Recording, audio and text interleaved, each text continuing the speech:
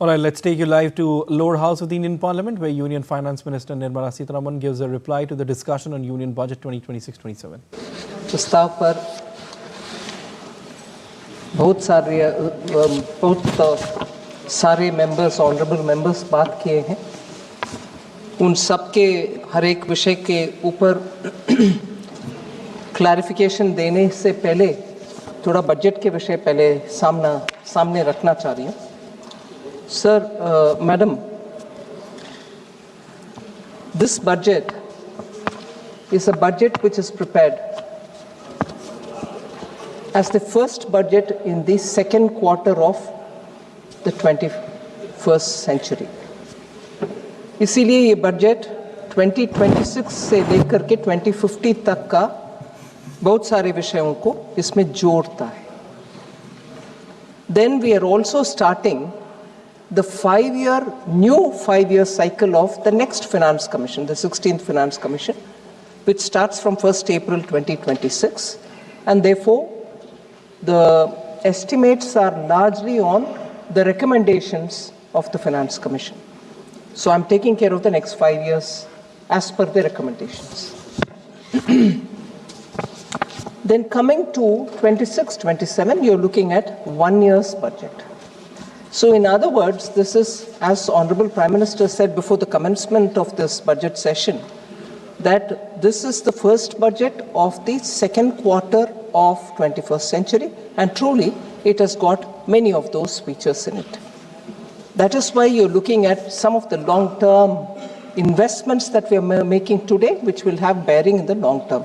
Whether you're talking of the biopharma Shakti, the very thing that where we are highlighting how biosimilars will be an answer to many of those life-threatening diseases. And that takes a long time to evolve. You invest today, biosimilar arrives after several years. But India should have a lead in that, and therefore even in this budget, we've provided for research in biopharma and making sure that we will be leaders in biologics and biosimilars. The same is the spirit which guided us when we said we need to have India's Semiconductor Mission 2.0, the second edition of it. And in that, I'd like to highlight that I've spent a brief mention of investing in cutting-edge areas like carbon capture. Because carbon capture is a very important means through which our 2070 net zero goal can be achieved. We have mentioned about carbon capture also. The strategy, the technology, and the ways to do it are all evolving, but even as it is evolving, we have invested in it so that we can be a leader in that. By doing these, which are somewhat leading us towards a medium and a long term, we are also continuing our push in building infrastructure. Now, it's not just roads, it's not just national highways, it's also looking at waterways so that the cost of logistics in this country can come down, and states which are very much in the hinterland, not connected to any seaport, will have the advantage of moving goods faster at a lesser cost. So we very clearly created freight corridors as part of the very exclusive land on the surface transport, but equally spending resources and planning for infrastructure through waterways, national high waterways. Even as we are doing this, Madam Deputy Speaker, emphasis on labor-intensive sectors and giving them emphasis so that not just they can have more resources to improve, but even looking at legacy industries which are waiting for rejuvenation have been funded. I'll take the example of building champions out of MSMEs, particularly the medium-sized units, which do not want to grow out of the MSME category, even though they have the capacity, even though they have every strength. But even in the last budget, we expanded the definition of MSME so that even if they go beyond a certain level in their turnover, they'll still be defined as MSME. They don't lose out on their benefits. But this budget, we've taken that a bit further and very clearly announced ways in which such medium-sized industries, which have potential to grow and export and also become champions in their sectors, can be given further help. And I've announced several steps towards equity help, professional help, and also making sure that they will have liquidity access. And in the process of 3 ways in which we want to reach them, we are giving them the support which, even if they grow out of the turnover limit, which defines them as an MSME, they will be leaders in their sectors so that they can participate in India's growth. Is this only for industries? And is it not going to concentrate, is this budget not going to concentrate on building manpower so that our youth can aspire in a particular sphere of activity to go with skills in his hand or her hand and achieve jobs or become entrepreneurs themselves? In this, I would like to highlight 2 major announcements that we've made, in which I have not named any states. In fact, I have openly said, for creating this big facility, states can aspire, any state can aspire, going through the PM Gati Shakti filters. If you think you have a proposition in your hand, any state can ask for one of the 5 that I've announced in terms of the allied and health service, where we want to set up medical hubs.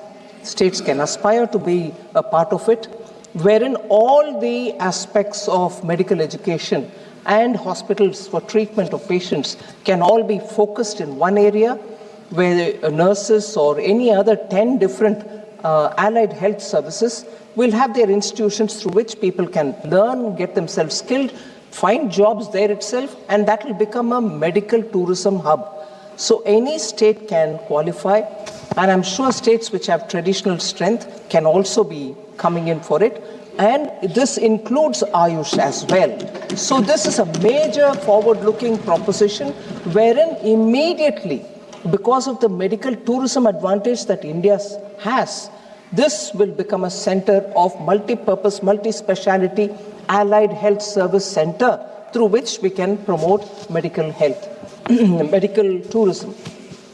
So that was one of the major announcements. Similarly, we have said, instead of waiting to qualify and finishing your education and coming out and seeking where should they go for acquiring skills, the skilling element can be brought into education itself, and at the end of the day, when they come out, students can say, I can become entrepreneur, and this kind of a mega center can be kept next to any industrial cluster that any state has. So these mega entrepreneurship building centers as education hubs can also be coming up from any state. We are willing to work with the states so that this mammoth higher education center can be propped up, and therefore students can go there, come out as entrepreneurs, get to doing businesses. So if we've done these 2 in the major education-related activity, health-related activity, we've also openly said that mega textile parks, we are willing to work with states, particularly looking at industrial textiles, looking at textiles which are going to be new age, which are now becoming a part of manufacturing in industries, whether they manufacture a car, where the safety cushion which comes in is all completely made out of industrial textiles. So these kind of new age textile requirements can also be produced. So these are major announcements, and I welcome any state which wants to come into this area. The center is willing to work with them and promote it. If this is all being done at the level of youth and students and larger centers where jobs and education can go together, health and education can go together, health and providing services to patients who come from different parts of the world come together. We are also placing emphasis in animal husbandry, fisheries, to make sure that in every district you get the facilities for a veterinary surgeon, veterinary hospital, testing labs, so that animal husbandry can be given that priority immediately in the rural areas. So farmers or those who are not farmers who want to get into animal husbandry can also benefit. That is why these announcements for fishing sector, it goes along with money being put in for restoring 500 Amrit Sarovars, the waterways, and the particular waterway which has been, national waterway which has been announced, also has institutions of excellence along its course, along the course of the river, so that shipbuilding, boat building, particularly I mentioned this, the route in which the national waterway is being announced, which will end up covering all the mineral-rich parts of the country and linking up with Paradip or with Dhamra port, is passing through states where the Nishad log can become boat makers, and they're already experts in it. They can also teach people. They can become part of the Institute of Excellence, so that inland shipbuilding for the transporting of huge logistical facilities will all have the support of the local experts who for generations have done this work. They can also benefit in this growth. Equally, ma'am, as I said, not just helping the MSMEs which are new, but also the old and legacy industries, 200 legacy clusters which have been known for decades as those places which supported MSME, and from there they produce and export. It can be any of them. It can be Ludhiana, it can be Jalandhar, or it can be Kanpur, or it can be centers near Bihar, it can be anywhere in Bengal. So any legacy cluster, 200, we have volunteered that it can be funded, upgraded, given the modern instruments, hardware, software that is required. We will be undertaking that.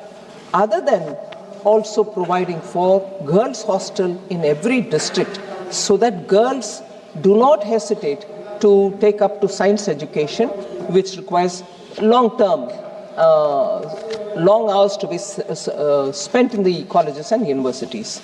All of them, not just the girls' hostel, but the training, the internship, and the kind of programs that we're looking at, education centers, are all with AI provisioning.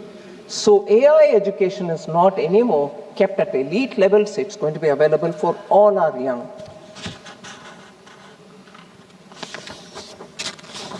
So if I very quickly move to mention the numbers, madam. Gross tax receipts are at 44.04 lakh crore in this BE. It's about 8% more than what was in BE of RE of 25-26. 3.26 lakh crores more than the RE. And if I were to look at the total expenditure, madam, for 26-27, it's at 53.47 lakh crores, so much more than what we receive as tax receipts. The capital expenditure is at 12.22 lakh crores, which is 3.1% of GDP, and also 11.5% higher than the RE 25-26. Of this, I'm glad to say, on the recommendation of finance ministers from the states who met me before the budget preparation, which is a normal calendar event, which before every budget I meet up with the state finance ministers, on their recommendation and accepting their recommendation, capital expenditure grant that we grant, call it loan without interest for 50 years, which eventually would be equivalent to a grant, has been increased on their request to 2 lakh crores under SASKI, and that is very much for their capital expenditure. Many states have actually shown that some of the signature projects of their states have been completed over the years since 2021, when we have been giving them SASKI, 50 years interest-free capital expenditure, money which goes to the states. So with this, the effective capital expenditure, although I said capital expenditure is 12.2 lakh crores, the effective capital expenditure, which includes grants that I give to the states as well, is 17.1 lakh crores, which is 4.4% of the GDP, which goes only to build India in the states and everywhere else, union territories and so on. So states and union territory put together for the capital expenditure, 17.1 lakh crore is being given effectively.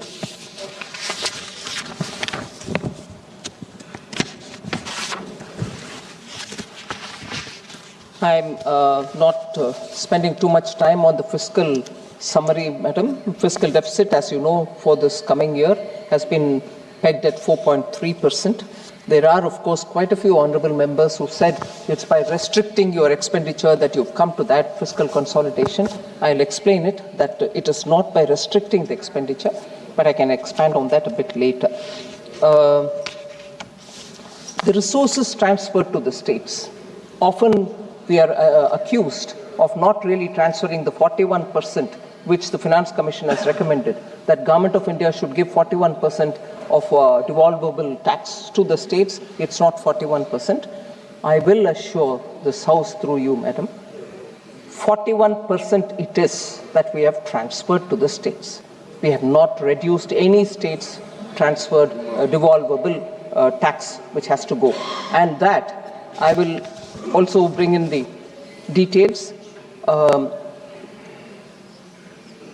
Total resources to be transferred to the states, including the devolution of states' share in taxes and releases that are made under the centrally sponsored scheme in 26-27, the coming year, is estimated to be at 25.44 lakh crores. इतना पैसा states को जाएगा इस साल, आने वाले साल, 25.44 lakh crores. All right, that was Union Finance Minister Nirmala Sitharaman giving a reply to the discussion on Union Budget 2026-27. She said that this is the first budget of second quarter of 21st century, and while speaking, the Union Finance Minister said the focus of the budget is kept on carbon capture, India's semiconductor ecosystem, and a push to infrastructure. She also said that emphasis is also given on the labor-intensive sectors. Two major announcements were also made, and focus on animal husbandry and fisheries. And also, she said that focus on AI education is also kept in focus in the budget of 2026-27, among the other things that the Union Finance Minister has said. And that's all for this edition of DD India Live. But let us know your thoughts on the news of the day. For those on the go, you can get all the latest news and updates from India and across the world on DD India mobile app. The app is available on Android and iOS platforms, and you can scan the QR code on the screen to download now. We'll be back with more news as it breaks here on DD India. I'm Prasar Bharati from all of us here in Delhi. Thanks for watching DD India Live.